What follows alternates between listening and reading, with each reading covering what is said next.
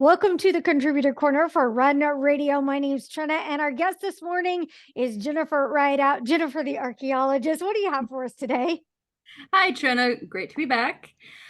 So I'm a professional archaeologist, been working in the cultural resource management field for over a decade.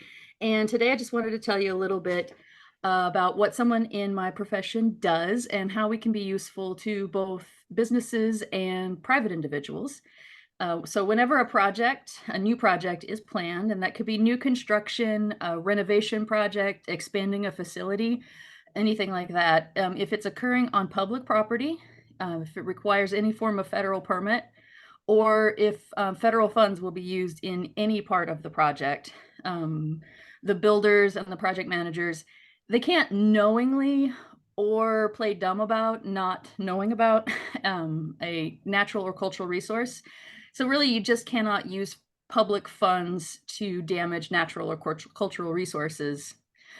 So because of that, whenever one of these projects is happening, in environmental and cultural consulting companies, like ones that I have worked for, are brought in, and they perform biological, environmental, and cultural consulting surveys.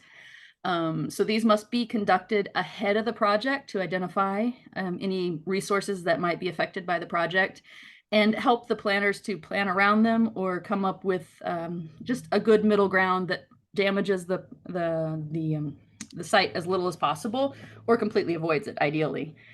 That's what I would be involved in, the cultural surveys. If we're brought in really early in the planning project, we conduct what we call a desktop review or a critical issues analysis. And really, we just review all the records that are on file. So we find out if there's been a previous systematic survey, if there are any known resources that have already been recorded in the area, sites, historic buildings, things like that. And we can identify sensitive areas that are very likely to have sites that most people, if possible, would want to plan to go around. So we can usually, if we're brought in early enough, we can help individuals and companies avoid most of the really expensive and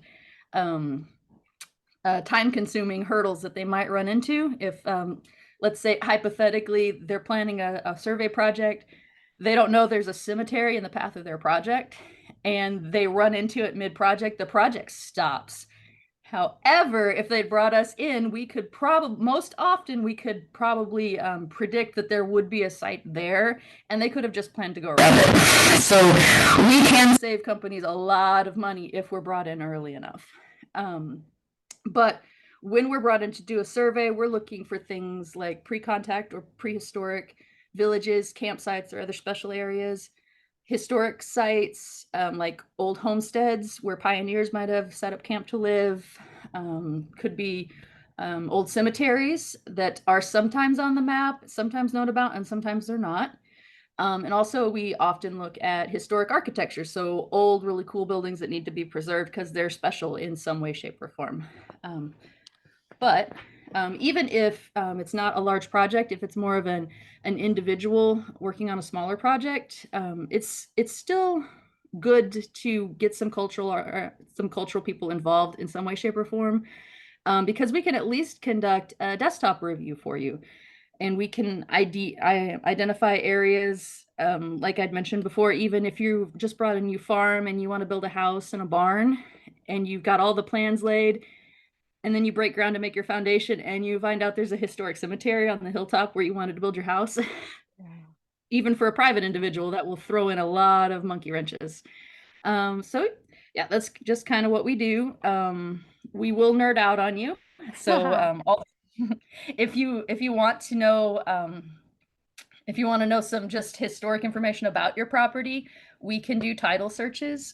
We can do the genealogy of people who have lived in a historic house that you might be building.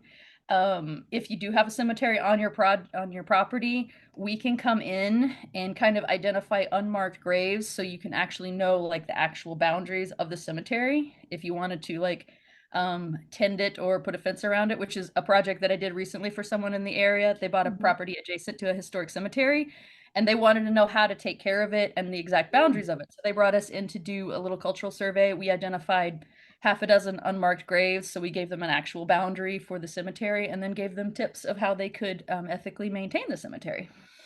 Good stuff to know. Thank you for sharing.